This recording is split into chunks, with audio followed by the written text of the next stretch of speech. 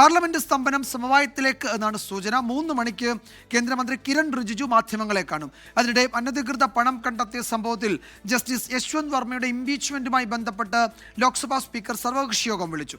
ബൽറാം നെടുങ്ങാടി വിവരങ്ങൾ നൽകും. ഡൽഹിയിൽ നിന്ന് ബൽറാം, എന്താണ് സമവായത്തിന്റെ ഒരു സാധ്യത? അത് ഏതെങ്കിലും തരത്തിലുള്ള ഫോർമുല രൂപപ്പെട്ട് വന്നിട്ടുണ്ടോ?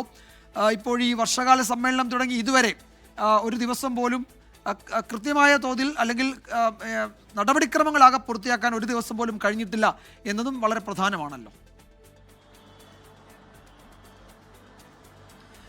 വിജയകുമാർ, തീർച്ചയായും പാർലമെന്റിന്റെ വർഷകാല സമ്മേളനം ആരംഭിച്ചിരുന്ന 5-ാം ദിവസമാണ്. ഈ 5 ദിവസവും കൂടി ചേർത്താൽ പോലും 1 മണിക്കൂർ സഭ സമ്മേളിച്ചിട്ടില്ല എന്നുള്ളതാണ് ഈ ഒരു സമ്മേളനത്തിന്റെ യാഥാർത്ഥ്യം. ഈ ഒരു പശ്ചാത്തലത്തിലാണ് ഈ സഭാസ്തംഭനം, ഒപ്പം തന്നെ ജസ്റ്റിസ് യശ്വന്ത് വർമ്മയുടെ ഇംപീച്ച്മെന്റുമായി ബന്ധപ്പെട്ടുള്ള വിഷയം എന്നിവ ചർച്ച ചെയ്യുന്നതിനായി സർവകക്ഷി യോഗം സ്പീക്കർ 12:30 വിളിച്ചത്.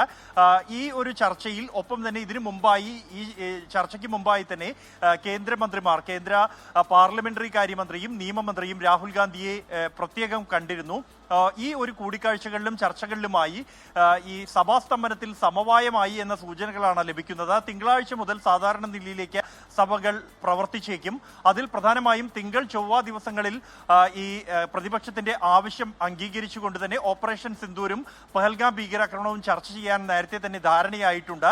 അതേസമയം ഇപ്പോഴും ബീഹാറിലെ വോട്ടർ പട്ടിക പരിഷ്കരണം ചർച്ച ചെയ്യണമെന്ന പ്രതിപക്ഷത്തിന്റെ ആവശ്യത്തിൽ അനുഭാവപൂർവമായ ഒരു പ്രതികരണം ഭരണപക്ഷത്തിൽ നിന്നും ലഭിച്ചിട്ടില്ല എന്നുമാണ് ലഭ്യമാകുന്ന സൂചനകൾ. ഇക്കാര്യങ്ങൾ സംബന്ധിച്ചുള്ള വിശദാംശങ്ങൾ 3 മണിക്ക് മാധ്യമങ്ങളെ കാണുമ്പോൾ പാർലമെന്ററി കാര്യമന്ത്രി കിരൺ റിജിജു വിശദീകരിക്കുമെന്നാണ് പ്രതീക്ഷിക്കുന്നത്. വിജയകുമാർ.